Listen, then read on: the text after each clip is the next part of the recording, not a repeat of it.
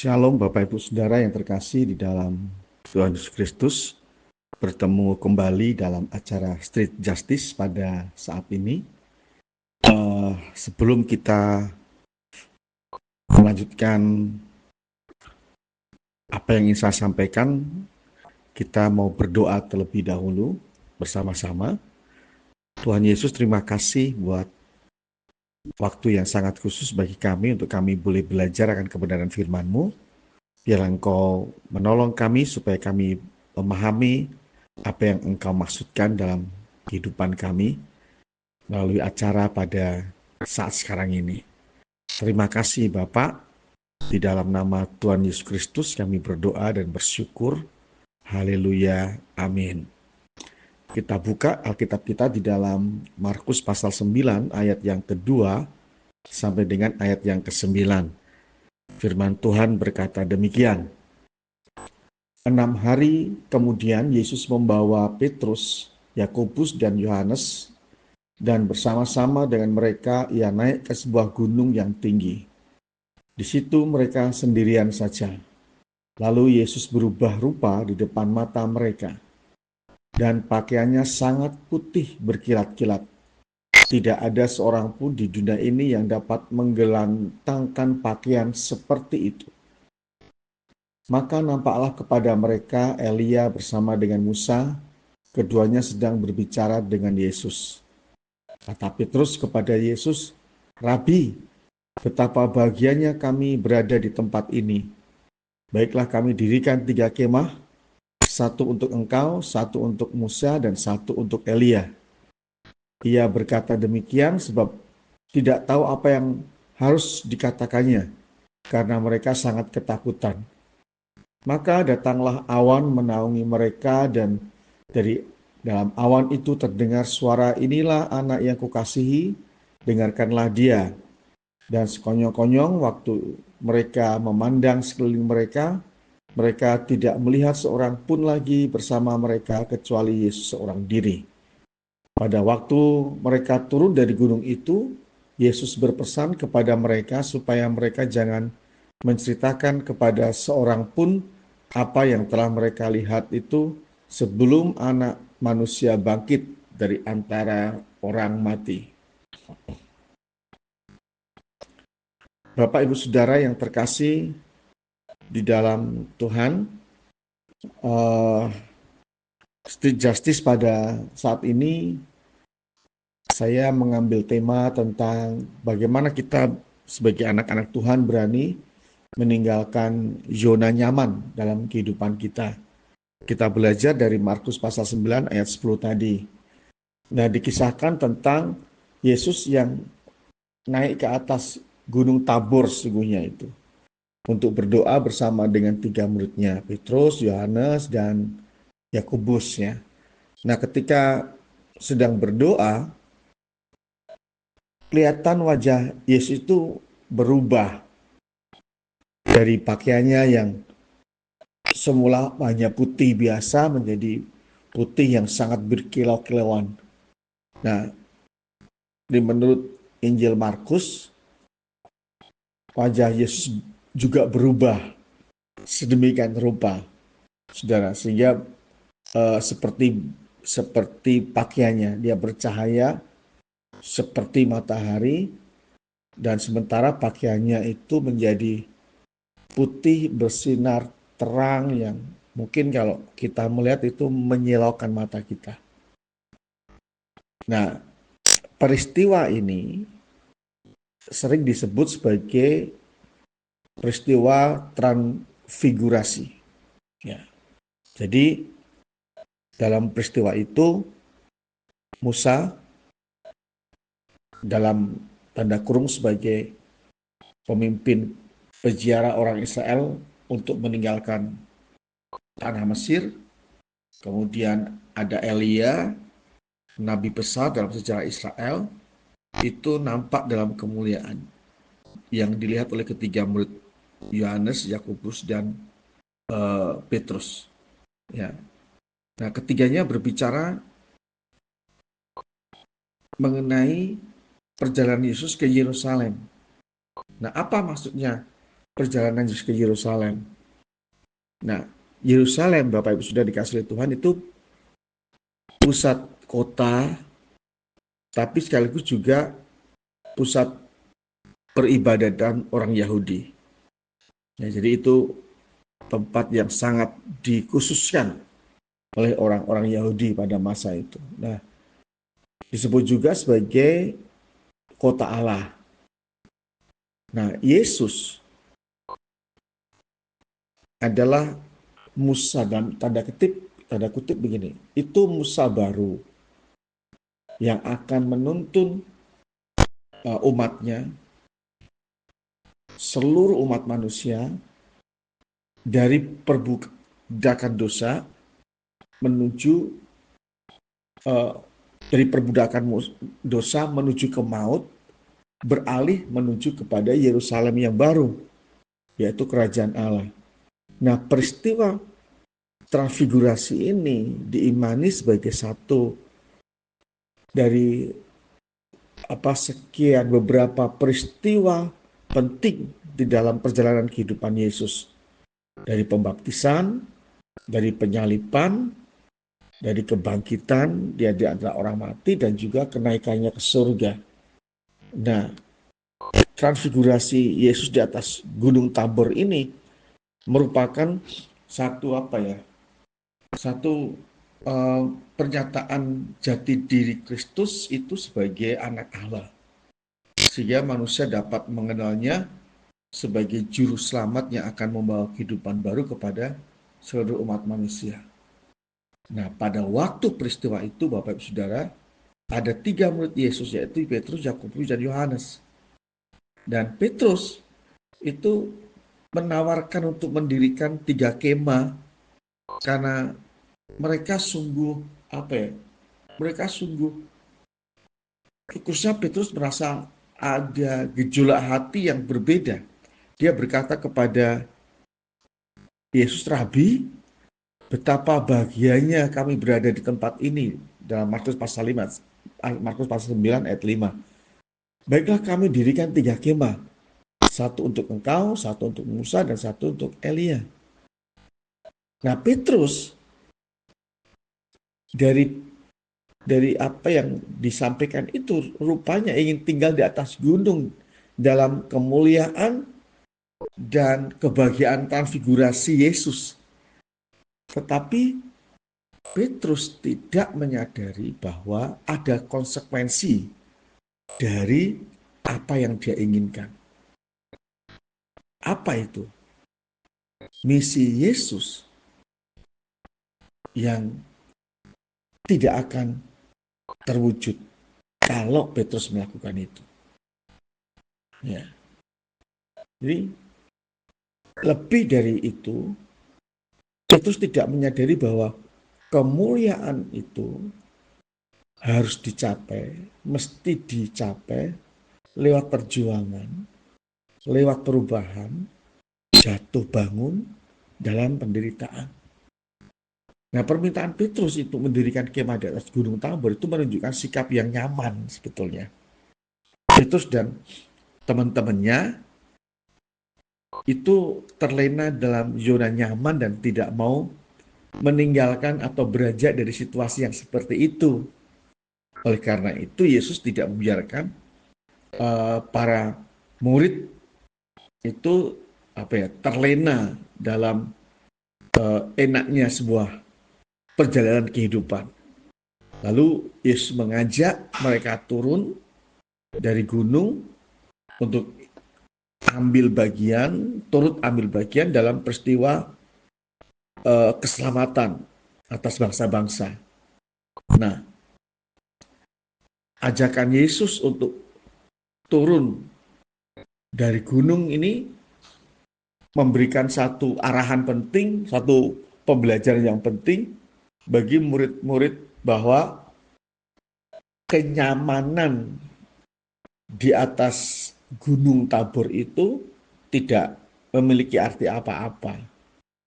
Jadi kenyamanan, kebahagiaan, mungkin juga bisa dikatakan ketenangan, damai, status quo itu harus ditinggalkan untuk mencapai sebuah kemuliaan yang lebih besar. Nah, dalam hal ini Yesus pun rela meninggalkan zona nyaman dan dia masuk dalam zona yang tidak nyaman untuk menyelamatkan umat manusia. Ya. Yesus juga mau mengajarkan kepada murid-muridnya bahwa kemuliaan Golgota itu lebih agung, lebih hebat, lebih luar biasa dari kemuliaan hanya sekedar kemuliaan yang ada di Gunung Tabor. Nah, saudara-saudara yang dikasih oleh Tuhan, di dunia ini nih banyak tawaran duniawi yang benar-benar menjanjikan kenikmatan dan kenyamanan sebetulnya untuk hidup kita, betul tidak? Ya. Tetapi hanya ada satu tawaran yang memang benar-benar menjamin eh, kehidupan yang sejati, dan itu hanya didapat dari tawaran Tuhan Yesus Kristus. Jadi walaupun toh tawarannya itu sebuah penderitaan sebetulnya Bapak Ibu Saudara. Tawaran Tuhan itu adalah sebuah kesetiaan, dan dalam penderitaan eh, yang mengarah kepada sebetulnya kebahagiaan hidup. Tetapi, nah ini yang perlu eh, kita perlu belajar bahwa terkadang kita itu merasa sulit untuk mendengar tawaran Tuhan karena kita terlalu sibuk dengan diri kita sendiri, mencari sesuatu yang bagi kita itu membuat kita nyaman, membuat kita survive, membuat kita dapat menikmati apa yang ada dalam dunia ini. Ya, kita seperti cenderung tinggal di zona nyaman, seperti Petrus, Yakobus, dan Yohanes. Dikatakan bahwa betapa bahagianya kami berada di tempat ini. Nah, nah, sikap ini Bapak Ibu Saudara ini akan menyulitkan kita untuk kita bisa melihat rancangan Tuhan dalam setiap perjalanan kehidupan kita. Melalui peristiwa transfigurasi, Tuhan Yesus ingin mengajarkan kepada kita bahwa kebahagiaan di atas gunung itu, di Gunung Tabor maksud saya, akan kita dapatkan jikalau kita mau meninggalkan Gunung Tabor itu dan naik ke Golgota. Ya. Ada kemuliaan, ada penderitaan, ada Gunung Tabor, tapi juga ada Golgota. Ada sukacita, kebahagiaan, tapi juga ada penderitaan. Ya.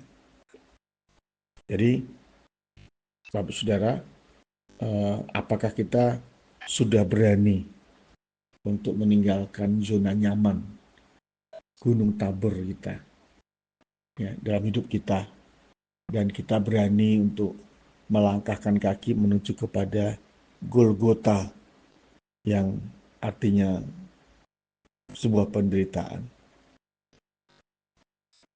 Saya rasa sebagai manusia kita lebih senang untuk mencari sesuatu yang ada di dunia ini.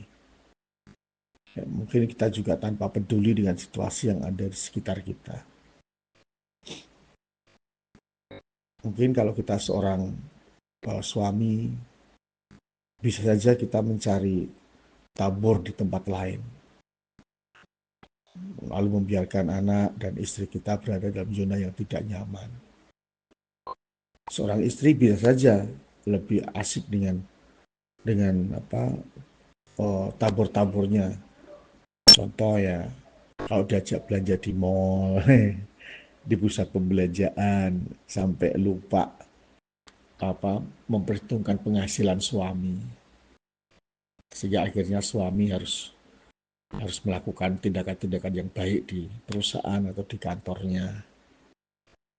Seorang anak bisa saja jadi lebih merasa bahwa dia lebih nyaman kalau ada di bermain dengan medsos yang ada di Android-nya, bermain game, daripada harus memegang buku pelajaran, belajar, ya, belajar. Ya masih banyak lah tabur-tabur yang lain yang ada dalam kehidupan kita. Kenyamanan-kenyamanan, zona nyaman yang ada dalam kehidupan kita. Tetapi Yesus mengajak kita untuk turun dan berjalan menuju kepada Golgota. Dan untuk bisa turun dari Gunung Tabor atau zona nyaman dalam hidup kita, kita harus apa? Harus berani untuk berubah dan mampu mengendalikan kehidupan duniawi kita. Karena saya percaya tidak ada tabor atau kemuliaan tanpa ada Golgota. Tidak ada kebahagiaan, tidak ada kenyamanan dalam hidup kita kalau kita tidak sampai kepada Golgota. Dan ketika kita sudah sampai ke sana di Golgota, maka saya mau katakan kepada saudara, Allah akan menjadikan kita sebagai anak-anaknya dan berkenan di hadapan Tuhan. Itu yang Tuhan mau. Kita tinggalkan zona nyaman kita. Kemudian kita masuk dalam penderitaan yang Yesus lewati. Jadi dan ketika kita mencapai itu, mencapai Golgota, maka Tuhan menjadikan kita sebagai anak-anaknya yang diperkenan kepada Tuhan. Jadi Bapak Ibu Saudara dikasihi Tuhan, apa tuh yang membuat kita merasa hidup nyaman? Kekuasaankah? Posisikah? Uangkah? Harta kekayaankah? Semuanya itu akan lenyap. Kita harus mulai berani meninggalkan itu dan berjalan dalam rancangan Tuhan. Golgota. Karena ketika kita sampai ke sana, Tuhan akan menjadikan kita umat yang diperkenan. Dan biarlah ini menjadi perenungan yang serius buat kita, Bapak Saudara. Di saat kita akan menjalani waktu di tahun 2025 ini. Masih panjang. Beranikah kita keluar dari zona nyaman dan kita berjalan bersama dengan Tuhan. Kalau kita mau tinggalkan zona nyaman, kita berjalan dengan Tuhan, maka Tuhan akan memperkenan kehidupan kita, kehidupan Bapak Ibu Saudara dan saya. Biar ini menjadi berkat bagi Bapak Ibu Saudara, biar lagi menjadi perenungan yang serius buat kita saat kita berjalan di tahun 2025 ini. Tuhan Yesus memberkati. Mari kita berdoa. Tuhan, terima kasih buat pengajaran Tuhan, bagaimana kami harus keluar dari zona nyaman untuk kami berjalan bersama dengan Tuhan kepada Golgota. Kami tahu ada banyak yang membuat kami nyaman di dunia ini Tuhan, dan sepertinya kami tidak mau tinggalkan itu.